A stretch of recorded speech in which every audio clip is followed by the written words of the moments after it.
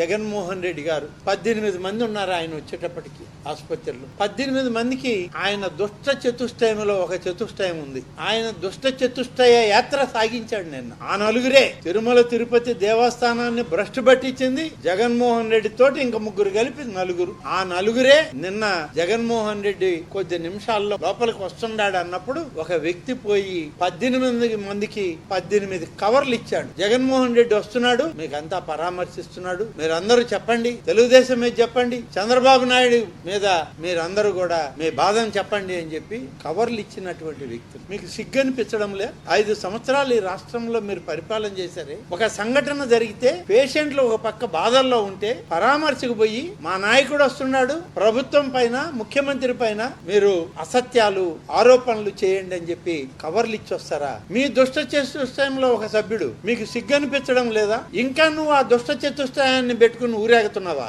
ఆ దుష్ట చతుష్టయంలో ఒక సభ్యుడిగా నువ్వు కూడా అత్యంత నీచ స్థితికి దిగజారావని చెప్పడానికి ఇది ఒక నిదర్శనం. ఆసుపత్రిలో ఉన్నటువంటి సీసీ కెమెరాల్లో నువ్వు తెల్ల కవర్లు ఇచ్చినటువంటిది రికార్డ్ అయి ఉంది. 18 మందిని నీ అనుయాయుడు కలవడం, ముఖ్యమంత్రికి వ్యతిరేకంగా ఆరోపణలు చేయండి అని చెప్పి చెప్పడం, ఈ 18 కవర్లు ఇచ్చిన సంఘటన అక్కడ పని చేసేటువంటి సామాన్య డాక్టర్లు నర్సులు కూడా చెప్పడం జరుగుతుంది.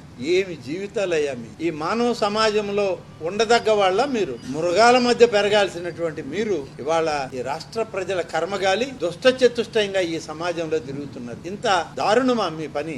ఒక పక్కన చనిపోయిన శవాలు, ఒక పక్కన అవయవాలు కోల్పోయి ఆరోగ్యాన్ని కోల్పోయి ఆసుపత్రిలో చికిత్స పొందుతున్న వాళ్ళు, మీరు వాళ్ళ మధ్యలో పేలాలు ఏరుకుంటున్నారు. దీన్నే కదా సమాజం అనేది, శవాల మీద పేలాలు ఏరుకోవడం అని. అలా పేలాలు ఏరుకోవడానికి తయారయ్యారు మీరు. ఇంకేం ఏరుకుంటారు? 5 సంవత్సరాలు ఏరుకొని ప్రజలకు ఒక ఆలోచన వచ్చి మీరు ఈ రాష్ట్రంలో ఈ సమాజంలో తగరు అని చెప్పి మిమ్మల్ని సమాజానికి దూరంగా ఉండమని చెప్పి రాష్ట్ర ప్రజలు మీకు బుద్ధి చెప్పినా మీకు ఇంకా బుద్ధి రాలేదు.